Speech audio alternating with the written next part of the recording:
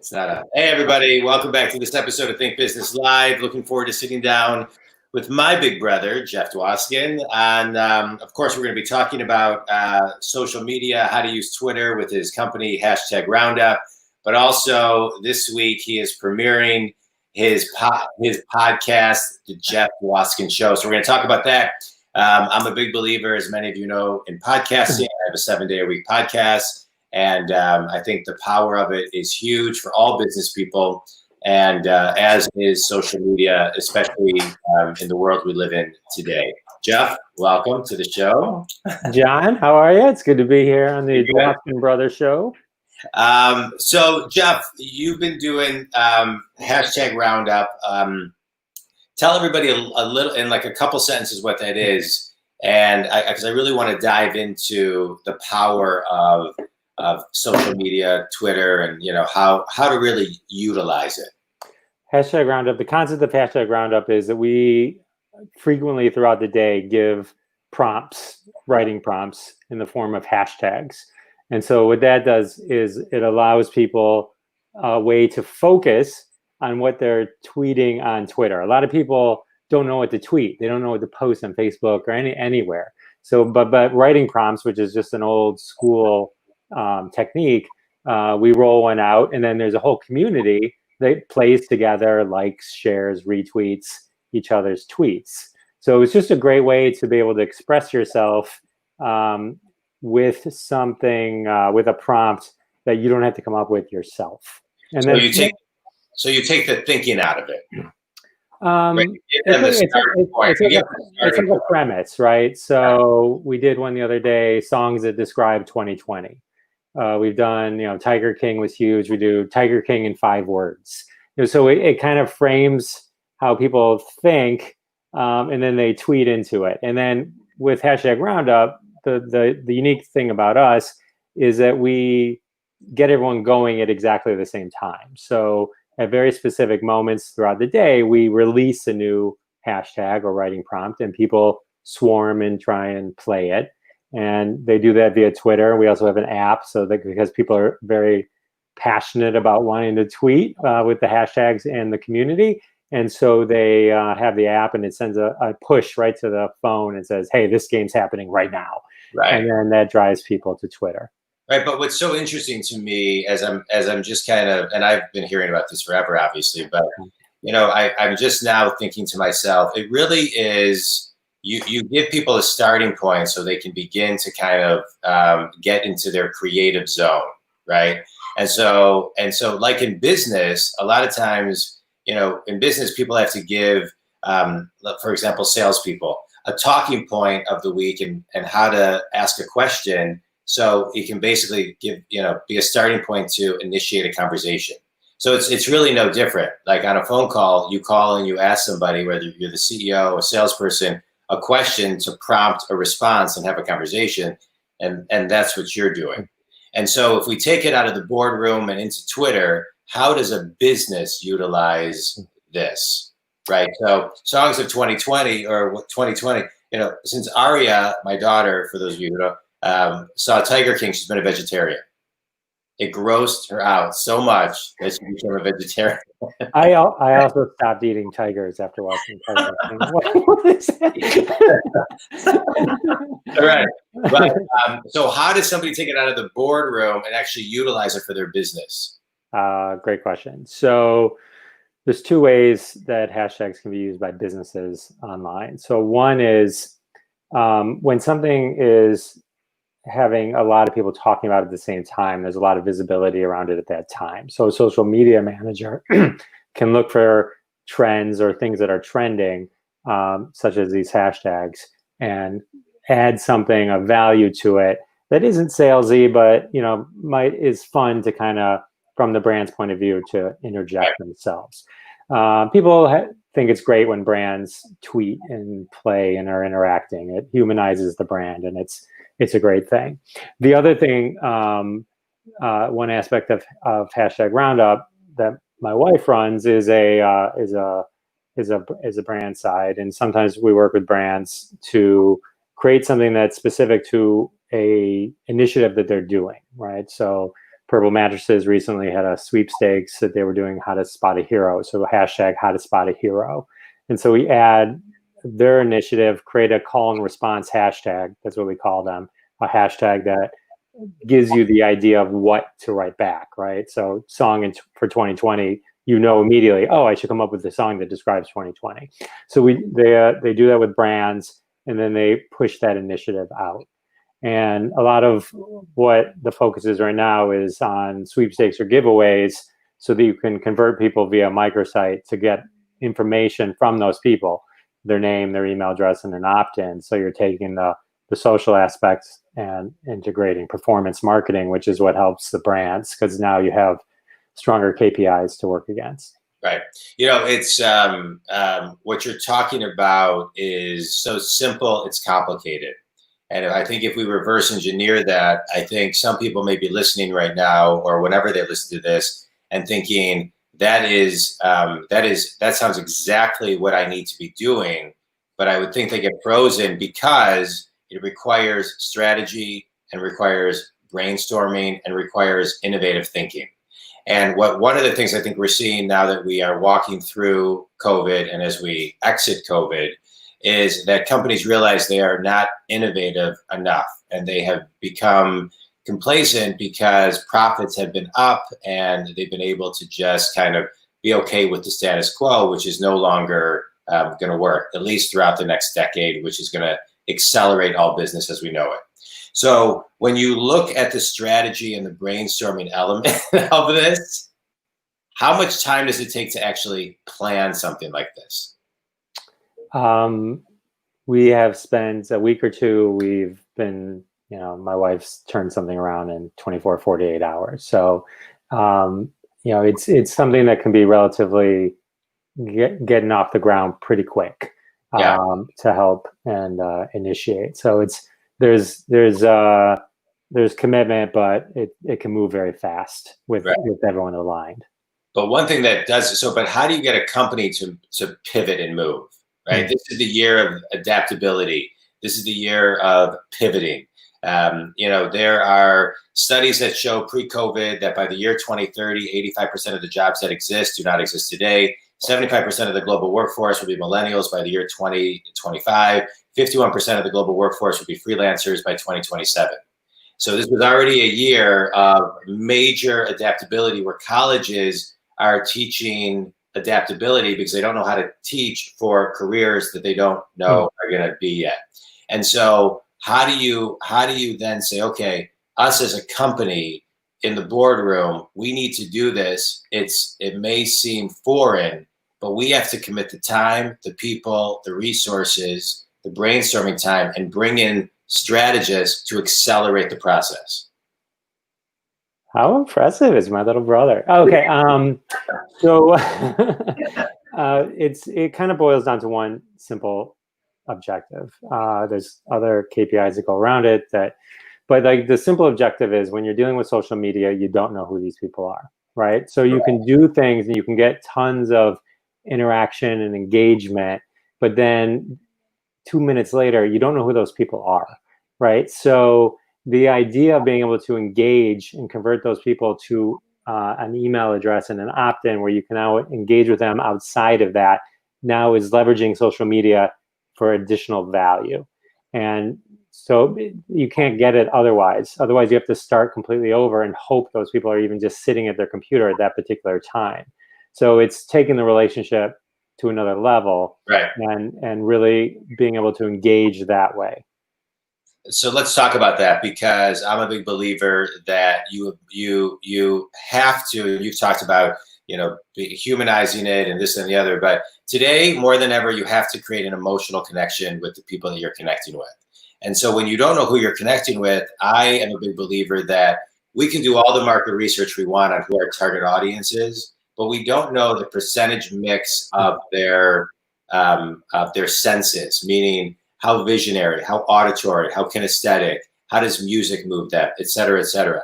And so how do you connect emotionally on all of those fronts using social media or hashtag Roundup on a consistent basis, which I think is the key? a lot of the emotion and the connection comes from the interaction. So where people go wrong is they just put something out there and then let it sit there. Correct. And so what's important isn't 90% of the work is once you put something out there, engaging with everybody that comes across it and having those conversations. It's people when they engage with people or brands, anything online, that's when they start to feel an affinity towards it. There are people that feel very close and have strong friendships of people they tweeted with for a long time, Right. who they've never met, probably never had a conversation with.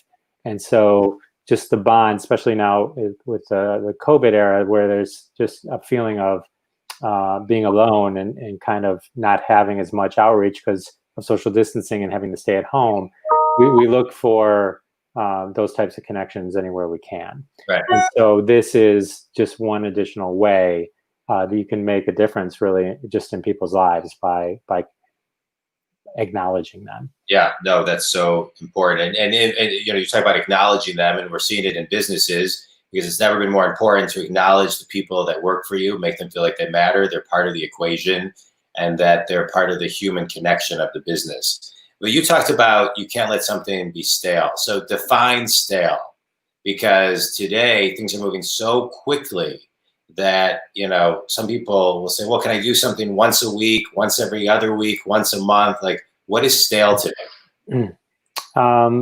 It's different for everyone. It to me is that it's like a shark. You just constantly have to be moving. So you don't want to overwhelm anybody with the amount of content that you're putting out. So brands you'll see do it at a different pace than normal, you know, just people. People do it all the time throughout the day. But, you know, so it really just kind of depends on the messaging and how unique, and you're not repeating yourself over and over again. It's got to be continue added value. Yeah, continue added value. I agree. Value. It's got to bring value. It's got to be content rich, and it's got to have a of service and proper intent. My 2 cents is, especially now during COVID, double down on your brand, double down on your content, give people a ton of stuff. All right, let's talk about. Well, if they want to learn more about hashtag Roundup, where do they go? On Twitter at hashtag Roundup. Okay, that's great. All right, so now let's talk about your podcast. It's hilarious. Thank you. I know, you know, you launched it this week. It is so funny, and it really is like a little bit comedy show, or a lot of bit comedy show, a little bit of business, a little bit of guidance, a little bit of interviews. You know, it's kind of a variety show. I mean, that's what it felt like. So just kind of give everybody the evolution of just the podcast and what we can expect to hear. Yeah, well, it's called the Jeff Dwoskin Show, jeffdwoskinshow.com, or at Jeff Dwoskin Show on Twitter. John was my inspiration. He named it for me. I wouldn't be taking credit, but the name you had was just, it was. Well, the name I had was horrible now. Correct. Right. So like, so years ago, I was going to do a podcast, and it was called Viral Intentions, because I was talking about things that go viral. So like when I started, like, you know, with COVID and being stay at home, I dug all that stuff up, and I'm like, Viral Intentions. I can't. I love this name. Right. You're like, no, Jeff Dwoskin Show. Build your brand. You gotta build you. You got to build your brand, right? Yeah. So I set a goal for Memorial Day weekend to kind of get enough episodes under the belt to kind of just get it onto iTunes, available on iTunes, and all that kind of stuff. So, but yeah, that's the idea, is that by opening it, it's sort of broad, and I can talk to people about just things that I find interesting.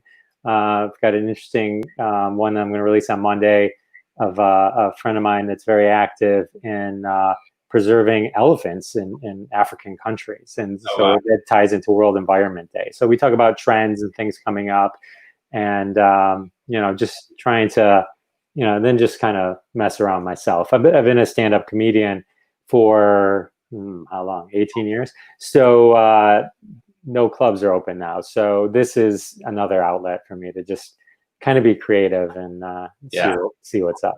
But I really believe that podcasts are, I mean, they've been around for a long time, and there's a lot of comedians that have podcasts. You're a comedian / business person. Many comedians are, but I think it's a really fun way to listen to comedy because you can listen to it at time and a half. You don't have to leave your house. You don't have to, I mean, you can listen to it while drive your car and have laughter.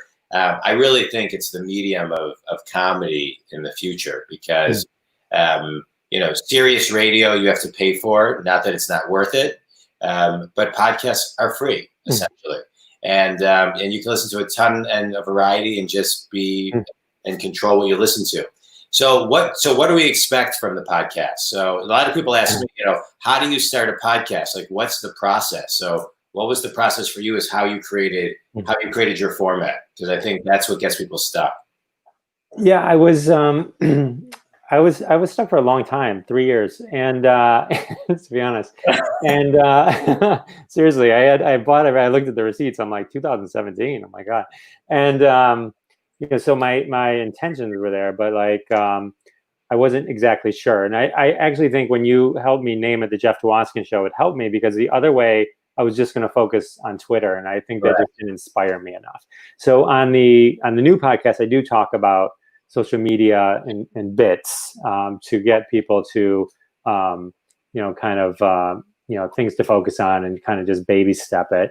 And then also just interviews, like you mentioned, where I talk to people about particular topics or things that are happening.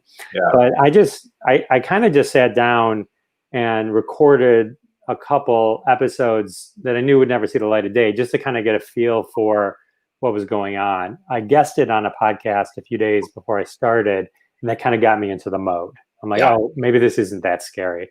So I guested on one, and then it helped me then kind of just with the confidence to sit down. Yeah. I think you need a professional introduction and a professional outro, I think. And you get those on Fiverr, you know what I mean? So that's at a reasonable cost to get you going. And then I tried to keep mine short. I guess at a time and a half, it's only 8 minutes, but I'm 15 minutes or less. I feel like I'm brilliant, but no one wants to listen to me that long. I think you'll be surprised. I think, I do mine a little bit like a Netflix channel. I got some 2-minute episodes, some 20-minute episodes, some 8-minute episodes, some 45-minute episodes. And from the research I've been doing lately, a lot of people are liking some longer episodes too. So play around with it. Don't, you can do what you want. I'm not suggesting, but I think good advice. For those who are looking to do a podcast, I think just to echo one thing you're saying, until it gets into alignment with kind of who you are, your DNA, your soul, it's hard to get going because your ego gets in the way. And it's hard enough anyway, just to kick off and start. When I started the 7-Minute Sales Minute, my sales podcast that I do with Fish, we sat at a table for 3, 4, 5 hours mapping out a script. We were scared to death, and we never even aired the episode. It was ridiculous. And so, and so you just got to jump in, leave your ego at the sidelines, and just jump in and do it. And just know your message. That's my 2 cents. Yeah, and it's not live, so as I record it, I'm like, oh, I could do that better. And so I go back and just kind of fix it, So and then kind of just edit it. So you need an editing software, a decent microphone. Right. This is live. This is live. All right. So the Jeff Dwoskin Show on iTunes. We got #Roundup.com and so now a couple last questions. So somebody who is sitting and realizing that they, don't have the social media vision that they thought they did. Now that COVID has hit and they realize they need to revamp, what's the first thing that they should do? They kind of have to sit down and think about like who they are, and then that could probably fall into multiple categories because at any given time there's probably different types of messaging. Yeah. And then once you kind of have that structure, start creating content that supports that, and try and be as original or creative with it as you possibly can. And then putting together a calendar, using something like Sprout Social or something to help you just schedule everything. I'm not a big fan of those programs that just spit stuff out nonstop and then keep recycling things. I think people know that that's not material that you really put any time behind. So a lot of times something that you've done in the past will be relevant now again with a hashtag that's going on, right? So, like the interview I just did is about World Elephant Day, which isn't until August, but tying into World Environment Day, which is in 5 days. So I know in August, I'll be able to recirculate that podcast with that hashtag. And so, those are the types of things that you can kind of think about. You got to be real strategic about it. I always just look at it as, would I want to read it? Would I want to share it? You know what I mean? It's like, if the answers are no to you, then no one else is going to be interested in it either. Yeah, I agree. And there's an audience, I would say, and onto that, I agree with everything you said about the messaging, but when just have fun with social, right? Don't just have fun and kind of don't take yourself too seriously. I agree with that. The more the rule of thumb is that I've always found is the more you think about something, the more time you put into it. Yeah. That never does as best as something that you just thought of and did in 5 seconds. Correct. That's why I never prepare one question for an interview, because I have no clue where the conversation is going to go. I know where I want it to go, but I listen and I just kind of go with it, because if I spend time thinking about what we were talking about, I don't know, it wouldn't give the listeners what they want. So, all right, Jeff, last couple questions. A lot of people are graduating college right now into a work world that is much different than they anticipated. What's a piece of advice that you would give somebody graduating college right now? Got to focus on being organized, and it's going to be a workforce where you're at home, and you're going to have to be way more accountable to yourself than being in an office and having those subtle reminders of things that happen. So organization is going to be the key. A favorite book that you would recommend that they read, or anybody read? Think and Grow Rich. The best. All right, brother. Well, I'm happy for your podcast. I love it. I'm happy for your business. That's great as well. It's fun interviewing you. And, I was laughing because I interviewed you on my Think Big Movement podcast. And I was thinking, when we did that, you said, I feel like I've known you my whole life. I know, I was replaying that in my head. But it has been great knowing you my whole life. And thanks for, everything you do for your career, making people laugh as a brother. And I wish you, continued success and on all your businesses. And likewise, keep rocking. All right. Love you. Love you.